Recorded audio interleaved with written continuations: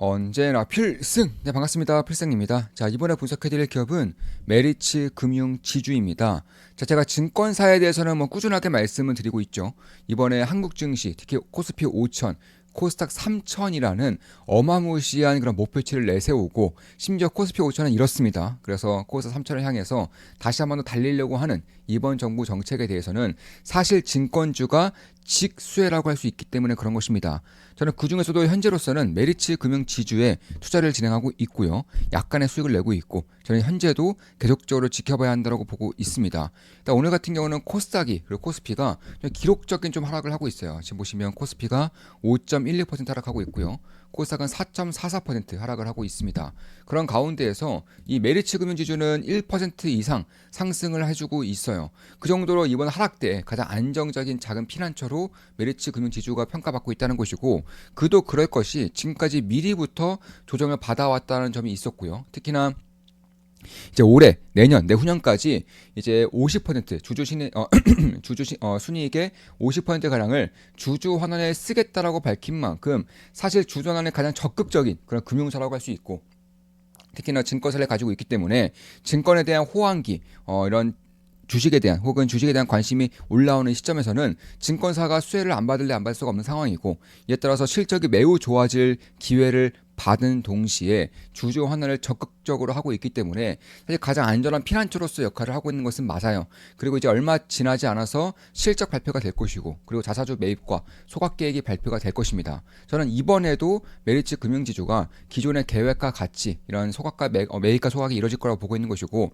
그에 따라서 자연스럽게 발행량과 유통량이 줄어들므로써 주식 가치의 상승이 발생할 수 있을 거라고 생각을 하고 있는 것입니다. 따라서 한국 증시의 최대 수혜주로서 저는 메리츠 금융지주를 꼽고 있는 것이고, 기업 밸류업 프로그램과 코리아 디스카운트 해소 이 두 가지에 대해서는 대장주로서는 역시나 메리츠 금융지주가 될 수밖에 없다. 자, 기업에 대한 밸류업과 그리고 코리아 디스카운트 해소를 이번 정부에서 계속적으로 밀고 있죠. 이에 따라서 메리츠 금융지주가 사실상 가장 모범생이라고 할 수 있어요. 그 정도로 벌어들이는 돈의 거의 50%가량을 주주 하나에 쓰고 있고, 그 중에서도 자사주 매입과 소각에 쓰고 있기 때문에 주식에 대한 가치가, 주가에 대한 가치가 계속적으로 우상향하는 그런 기업 중에 하나로 메리츠 금융지주를 보고 있는 것입니다. 메리츠 금융지주는 메리츠 증권과 메리츠 화재를 가지고 있죠. 메리츠 화재를 통해서 매우 안정적인 그런 실적을 내는과 동시에 메리츠 증권을 통해서 추가 수익을, 초과 수익을 내고자 하는 그런 금융업의 가장 모범적인 포트폴리오를 가지고 있다라고 봐도 될 정도입니다. 따라서 매우 균형 잡힌 포트폴리오를 가지고 있고, 이런 금융사 쪽에서는 최상위 ROE를 기록하고 있습니다. 지금 보시면 일단 시가총액이 20조 정도 됩니다. 20조라는 시가총액에서 대략 올해 기준으로도 2.6조 정도의 그런 단기순이익을 벌어들일 것이고, 여기서 50%를 주주 환원에 쓰겠다고 했으니까 약 1.3조 정도가 주주 환원에 들어갈 거예요. 근데 제가 봤을 땐 여기에 대한 순이익은 아직까지도 증시에 대한 호황기가 제대로 반영이 되지 않고 있다고 보고 있습니다. 저는 최소 2.8조 원 이상 나올 것이라고 보고 있고, 그에 따라서 주주환원은 1.4조 원 이상 나올 거라고 보고 있는 것인데, 현재 시가총액이 20조 정도 되기 때문에 대략 한 15%, 한 13% 정도의 그런 주주환원이 현재로서는 발생할 수밖에 없다, 발생할 수 있다라고 개인적으로는 생각을 하고 있습니다. 예, 13%가 아니죠. 한 6%에서 7% 정도는 이런 자사주 매입과 소각이 발생할 수 있다라는 것이고, 그러니까 실적 성장이 전혀 없다고 하더라도, 밸류에이션에 대한 상승이 전혀 없다고 하더라도 매년 6%에서 7% 이상 정도는 주가 상승이 꾸준히 나올 수 있을 정도의 주주 환원과 자사주 매입 소각이라는 것이고, 최근에 대략 한 올해 들어서 작년부터 대략 한 1년 이상 이런 식으로 좀 조정을 받고 있기 때문에, 그런 것들을 감안한다면 이제는 1년 이상의 조정을 딛고 다시 한 번 더 주주 환원에 대한 그런 기대감과, 특히 무엇보다도 이런 증시에 대한 호황기에 대한 기대감, 실적에 대한 성장세를 받게 된다면은 오늘 보여주고 있는 것처럼 대한민국 증시에서 가장 강한 모습을 보여줄 수 있는 기업 중에 하나가 저는 메리츠 금융지주라고 보고 있습니다. 따라서 저 역시나 최근에 좀 매수를 진행했고, 비중을 더 늘렸습니다. 약간의 수익을 내고 있고요. 따라서 매수매도 추천 리딩은 아닙니다. 참고하시면 되겠습니다. 한 달에 42,000원이면 제 매수매도 내역을 실시간으로 보실 수가 있습니다.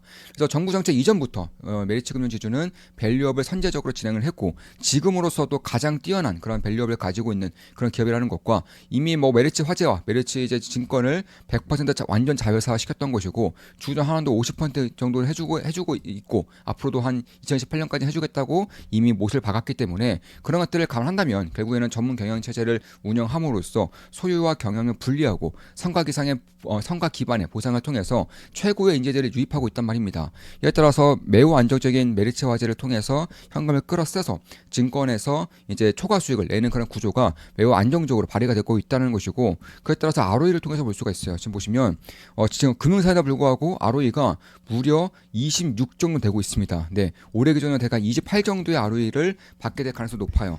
그에 반해서 미래에셋증권, 이제 대표적인 대한민국 증권사죠. 미래에셋증권 같은 경우는 ROE가 대략 11 정도 받고 있고요. 그리고 대표적인 금융사라고 할 수 있는 KB금융도 ROE가 대략 한 9 정도, 10 정도 받고 있고요. 그리고 보험사라고 할 수 있는 삼성화재, 대한민국 1등의 보험사죠. 역시나 ROE 기준으로도 12 정도 받고 있습니다. 그러니까 보통 금융사들, 대표적인 금융사들 ROE가 9에서 12인데 메리츠 금융주주는 대략 28 정도의 ROE를 받고 있다는 것입니다. 그러니까 자본에 대한 가치, 자본에 대한 그런 순이익률이 말도 안 되게 메리츠 금융주주가 높다는 것이고, 저는 그 첫 번째 기반으로서는 완전 자회사 시킴으로써 메리츠 화재에서 안정적으로 수익을 이끌어내고 메리츠 증권에서 초과 수익을 내는 구조가 전 첫 번째로 보고 있는 것이고, 두 번째로는 철저한 성과 기반 경영을 통해서 최고의 인재들을 가져오기 때문에 금융사들보다 가져오기 때문에 그에 따른 인재에 대한 그런 역할이 충분히 발휘되고 있다고 보고 있는 것이고, 마지막으로 소유와 경영을 분리시킴으로써 전문 경영 체제를 하고 있죠. 그래서 최대 주주가 경영을 하지 않고 전문 경영 체제를 하고 있기 때문에 그에 따른 압도적인 그런 인재에 대한 혹은 능력에 대한 그런 풀을 보여주고 있다는 점에서 이러한 다른 금융사들과의 차별점이 계속해서 나타날 수밖에 없다라고 생각을 하고 있는 것입니다. 따라서 아주 공격적으로 자사주 매입 소각을 하고 있고, 이에 따라서 대주주가 꾸준하게 높은 지분율을 가져감으로써 상당히 유통량 자체가 줄어들고 있어요. 그러니까 자사주 매입 소각을 통해서 자사주를 소각함에 따라서 발행량 자체도 줄어들고 있지만 유통량은 더 빠르게 줄어들고 있다는 것입니다. 그런 것들을 감안했을 때 결국에는 연결제 순이익도 50% 정도 이제 배당이라던가 자사주 매입 소각에 쓰겠다 밝히고 있고, 일단 PER이 폴드 PER이 10 이하이기 때문에 지금 보시면 올해 기준으로는 이제 단기 순이익이 2.6조 원, 그런데 시가총액이 20조 원이기 때문에 폴드 PER이 10 이하에서는 이제 자사주 매입과 소각을 주로 하겠다고 밝히고 있어요. 자사주 매입과 소각은 그러니까 공격적으로 직접적으로 주가를 띄어 올리는 그 역할을 하는 것이기 때문에 저는 꾸준하게 메리츠 금융주주에 대한 관심을 가질 필요가 있지 않나 이렇게 보고 있는 것이고, 특히 금리가 전혀 떨어질 기미가 안 보이죠. 대한민국도 이제 한국은행 같은 경우에도 금리 인하를 멈춰섰습니다. 이에 따라서 국채 금리가 계속적으로 상승을 하고 있기 때문에 보험사들의 실적 역시나 저는 좋아질 수 있을 거라고 보고 있어요. 그래서 보험사들도 꾸준하게 관심을 가지고 있는 것이고요. 왜냐하면 보험사들의 대부분의 자금을 채권에 투자하는데 채권에 투자함으로써 얻는 수익이 이자 수익입니다. 그래서 채권 금리가 오르면 이자 수익도 오를 수밖에 없겠죠. 그에 따른 실적이 꾸준하게 좋아지는 것인데, 저는 그래서 이 보험과 증권을 같이 가지고 있고 우리나라에서는 압도적으로 경영을 잘 해내고 있고 ROE를 높이고 있는 메리츠 금융주주를 지금부터는 1년 이상 소외되었었기 때문에 지금부터는 볼 필요가 있지 않을까 이렇게 생각을 하고 있는 것입니다. 자, 이것으로 방송 마치겠습니다. 지금까지 메리츠 금융지주에 대한 분석이었고요. 앞으로도 좋은 분석, 좋은 개봉서로 찾아뵙겠습니다. 필승 구독, 알림 설정, 좋아요는 여러분들께 돈이 됩니다. 한 달에 32,000원이면 제 매수매 내역을 실시간으로 보실 수가 있습니다. 저는 메리츠 금융주주 꾸준하게 보고 있고요. 추가 매수를 진행할 수 있습니다. 필승이었습니다. 필승!